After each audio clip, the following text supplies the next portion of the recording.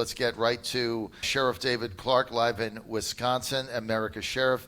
Sheriff Clarke, also senior advisor to WeBuildTheWall.us. Sheriff, we're live today at Liberty University. You're on with former Congressman and Dean of the Business School at Liberty University, Dave Bratt, Ryan Heffelbein, and we're live at the Falkirk Center. Sheriff, great to have you.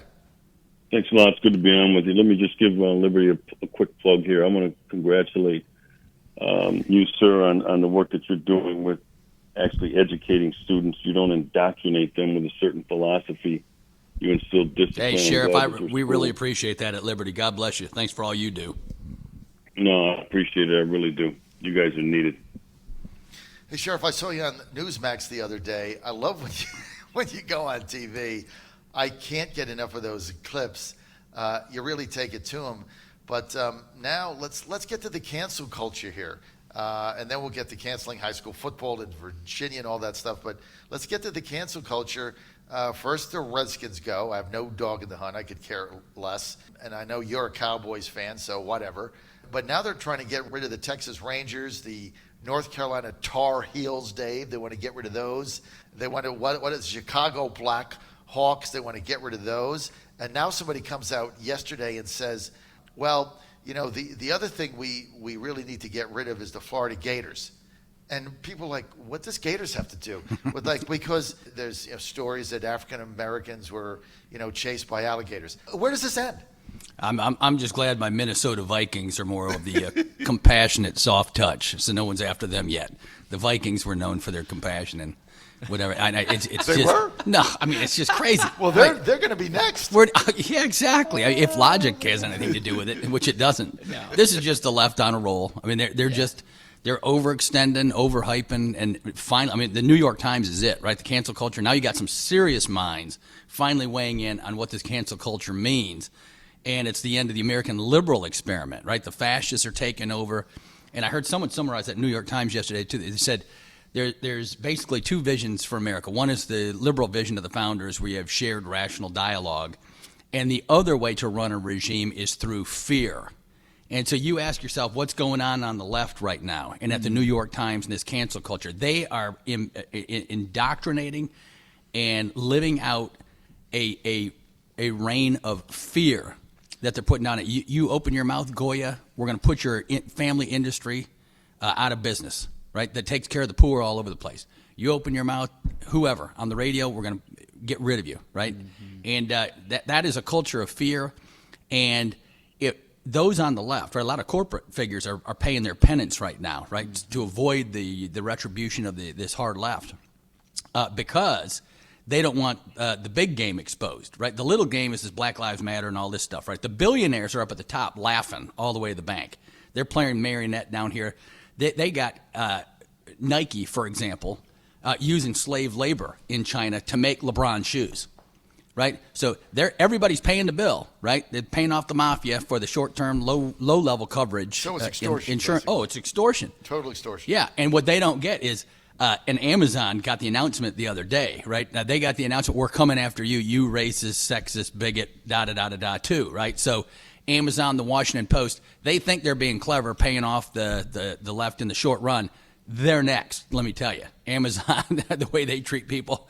And the left, and once the rebellion and the revolution gets into high gear, boom. Didn't they burn down one of their warehouses somewhere in California or something? Or they just burned it to the ground? And, of course, that got no coverage because Amazon is, part of the elite that the left protects. Sheriff, I want to get you involved here, and Dave, too. There's also talk about the cancel culture. We're live at Liberty University in the city of Lynchburg, Virginia. And now there's a movement underfoot to change the name of the city from Lynchburg to something else because of the word lynch in it, Lynch. And of course, we all know what those connotations are. Dave or Sheriff, to your knowledge, was Lynchburg, what was that named after? The city. Robert Lynch, a Quaker. And if people out there, if the young generation doesn't know who the Quakers are, Richard Nixon was a Quaker. K to 12 hasn't educated any. The Quakers are the peaceful folks, right? And so I mean, you really can't make it up. After Robert Lynch, a Quaker. Yeah. Sheriff Clarke, now they want to change the city of Lynchburg named after a Quaker. What the hell's going on here? Well, first of all, this is a lot of nonsense. This is all symbolism, but it's typical. If there's anything that needs to be canceled in our culture today, it's the Democrat Party, the party of slavery, the party that stood in the way of the Voting Rights Act and the Civil Rights Act, the party that stands in the way of school choice, that gives struggling minority parents a chance to rescue their kids from the failing urban K-12 public education system. And I can go on and on and on with why they need to be eliminated. They're the heart of the problem. They really are. It's a poisonous, toxic ideology that's come to the forefront right now.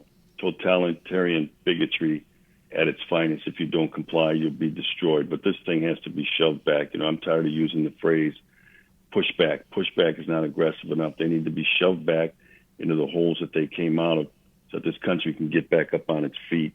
The biggest thing I think that needs to happen right now, and it's what the left is going after, is we have to get schools opened up. We have to open schools. There are plenty of studies that can be done safely. There are plenty of studies. There's a Wall Street Journal article yesterday pointed out that minority kids are falling behind in this virtual school, this online school. Many of these homes in these low economic areas, they don't have internet, so it doesn't make any difference that the school's online and that you give them a packet. They're not wired for the internet. So, you look at this stuff and you see these teachers unions getting behind not opening schools. This is the true systemic racism in this country today. It is the teachers union that keeps these kids shackled to these failing schools. Yep, that's right. I just want to add one thing. I'm glad you mentioned education. And the key to education, in my mind, and the great firewall that China has to make sure their CCP regime is not toppled, is there is one power they cannot allow on this earth, and that is the power of God, right? And God, back in the Hebrew scriptures, the most powerful story in the Bible is the story of the redemption and the freedom of slavery in Egypt, called the Exodus, that led the people to the promised land. And K-12 education and higher ed has canceled God out of education and out of this nation. And right now you see it. The attacks on the churches going on right now, the attacks on the statues of the saints, the attacks on Mother Mary and the Catholic tradition. Catholics out there, I hope you're all listening. I know you're all Aristotelians at heart in a good way. You like moderation. You have a very faulty view, though, that if you think you're going to get rid of Trump, vote him out, and that in exchange for that trade, you're going to get moderation and virtue again. I'm very sorry to tell you, friends and brothers and sisters, that ain't going to happen. You're not going to get the moderation you seek, the peace and balance and harmony and all of that in the church.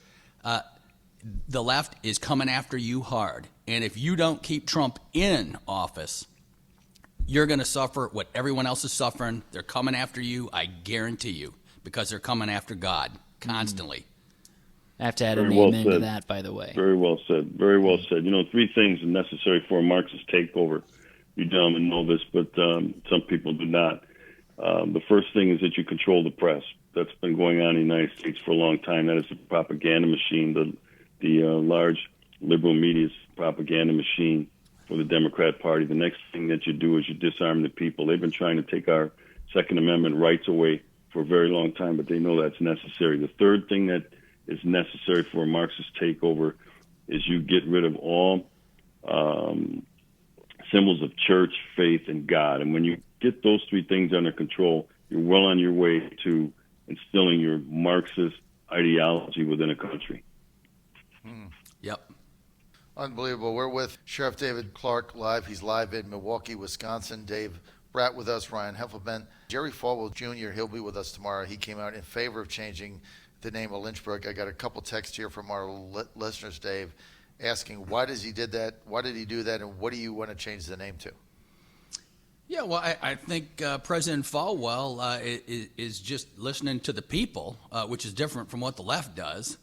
And President Falwell is in favor of a democratic process, right? And so that's the issue. When we talk about the cancel culture or changing the names of the Redskins or whatever, hey, it's a free country. If people vote for change and go through the representative government, okay.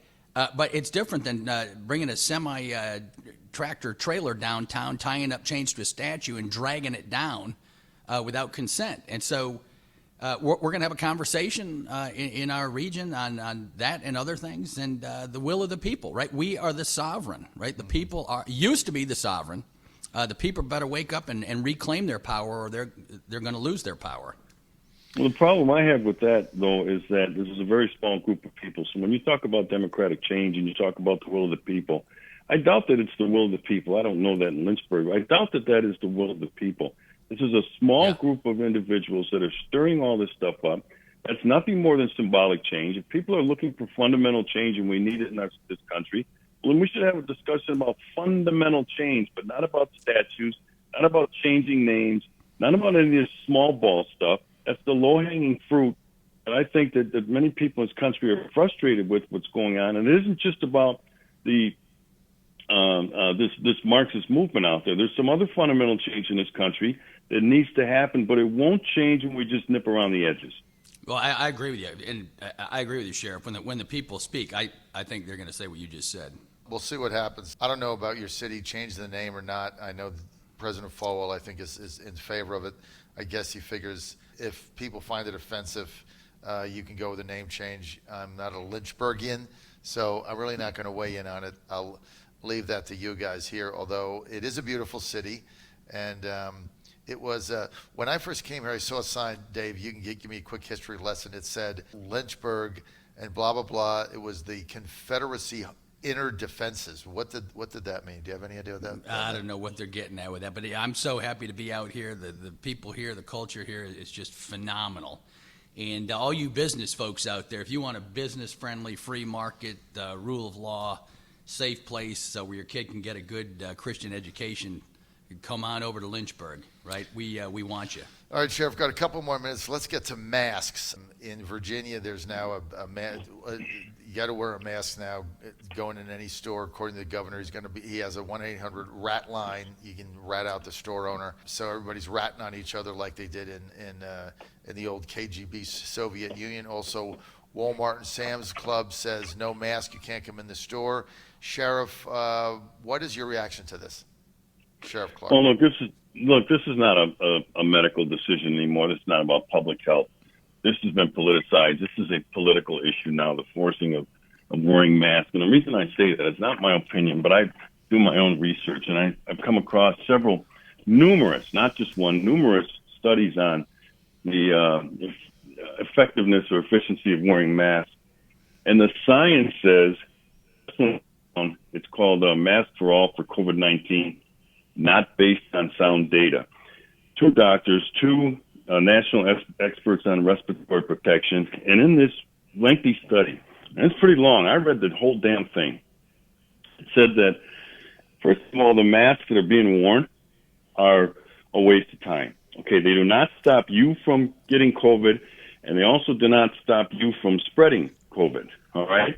The only ones that are really effective are an N95 respirator, and not just an N95 respirator, but the N95 respirator has to be specifically fitted for that individual because we all have different face sizes, face shapes, and so it has to be individually fitted. And after it's fitted, it has to be put through a rigorous test to make sure that thing is actually working. There is very few people on the street running around today with a specifically fitted N95 mask. So that means that this is just a charade. It's just a game. And that's why I said it's a political issue now, because what it does is it infringes people's freedom to choose.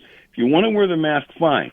But if you don't want to wear the mask, fine, because the data and the science say the mask being worn today, it's turned into an industry now. You can get them for as low as $1.99. They are useless. And since they're useless, don't force me to wear one. Dave? Brett? Yeah, well, I all these stories, get your blood pressure going and all that. I just want to go back to the premise without which we lose the country. And that premise is very simple. China sent us this virus. If we don't get that premise out there on every single issue, whenever you're asked about any issue, make sure your friends and neighbors know the economic downturn wouldn't have happened your family would not be in misery. You could have gone to Easter service. Friends could have gone to synagogues if China had not sent us this virus. Right. And they sent it, right? They shut down their travel. Internally in Wuhan, they shut down all flights to Beijing. You couldn't go to Beijing. Yeah, but they had 400,000. Right, you can go to San Fran. Seattle. Right? Yeah, and all the other countries that got it. Italy. Right, Italy. And so China sent us the virus. They are the ultimate cause of all the misery you're experiencing. They are the cause, right? So I know they haven't been teaching critical thinking in school, but the cause of something means it is the ultimate cause that caused everything else. Why is the economy down? Trump's economy was roaring. Unemployment rate for African Americans, Hispanics, women, everybody. High school wages up faster than the rich for the first time in 40 years. Yep. When did that end? After the Chinese sent us the virus. That's all. So I'm going to get into the other issues, but the first thing I'm going to say on every single issue I talk about from now till November, and this is not politics, this is policy. Joe Biden is China's best friend, and there's a 40-year track record. Who set up most favored nations? Who allowed Chinese firms not to be audited, which they don't have to be on our indexes, and Americans don't know that. If you own a Chinese company, it's not as good as the paper it's on. And so it's a policy choice. Do you want the first president who's gone after China before it was cool to do, when he took all the barbs and arrows from everybody? Everybody mocked him, and now no one's mocking him. Now England has joined us. They got the Queen Elizabeth aircraft carrier destroyer group out going to the South China Sea right now.